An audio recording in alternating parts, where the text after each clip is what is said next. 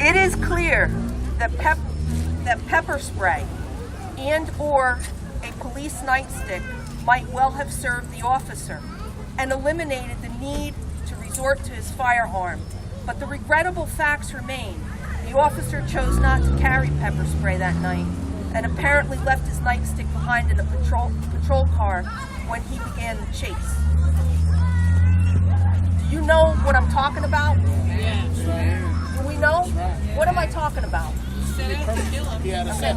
No, but what is that paragraph referring to? Is it referring to what happened over there a year ago? No, it's referring to something that happened 16 years ago. That's the police report. That's the prosecutor's report from the grand jury investigation in the Sissy Adams case. Oh, no. Okay. Oh, no.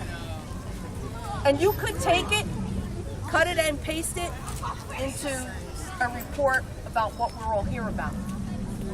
So this community needs to have a historical perspective.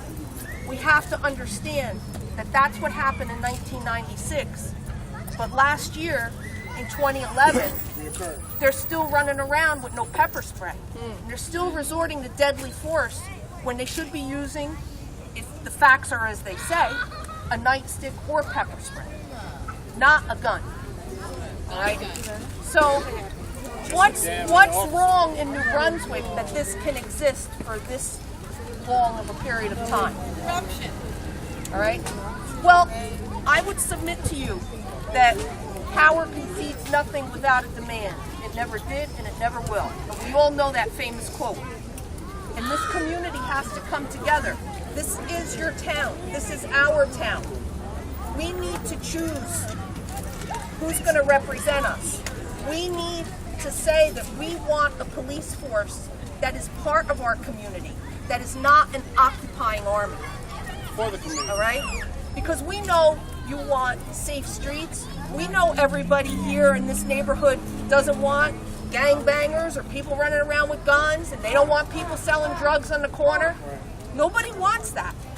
But there's an us and them mentality that's been bred into our police force. And there are good men in our police force. There are good people there. And they need to have eyes both in front of their head and behind their head whenever they're on the job. All right? So, and some people, they come here and they get taught, they get schooled, and they become people that are afraid. You talk about fear. They're also taught to be fearful because they are not part of this community. They are not required to walk.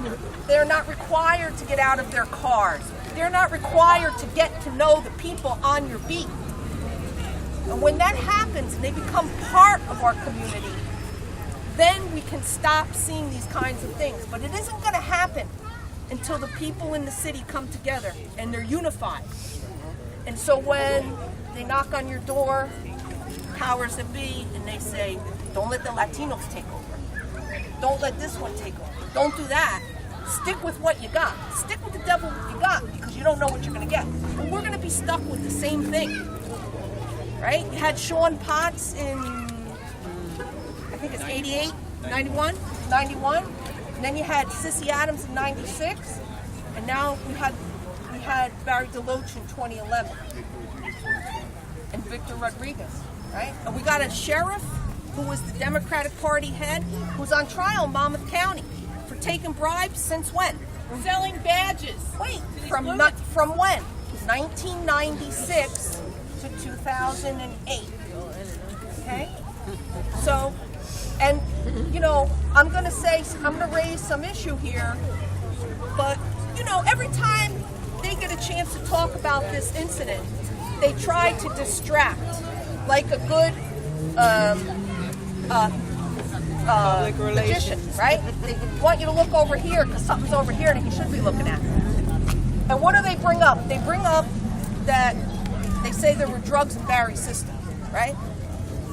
But let me tell you something. When they bring that up to you, this is what I want you to remember. And be ready to remind them. The sheriff who's on trial down in Monmouth County for selling jobs since then.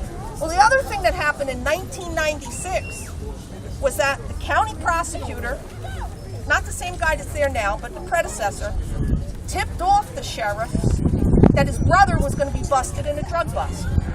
You can Google this. It was reported in the New York Times. Okay? So that's a diversion when they bring that up. Whether a person has something in their system, it doesn't mean that they had a right to use deadly force. You know, it's a distraction. And when they raise it up to you, call them out for that. And remind them of the sheriff's brother. The sheriff who's on trial right now. I'm sure he's going to be convicted. So I just want to leave you on this note of unity, of coming together, more people stepping up like Tormel. Don't be afraid to be vocal. Come together with everybody and continue to organize the community.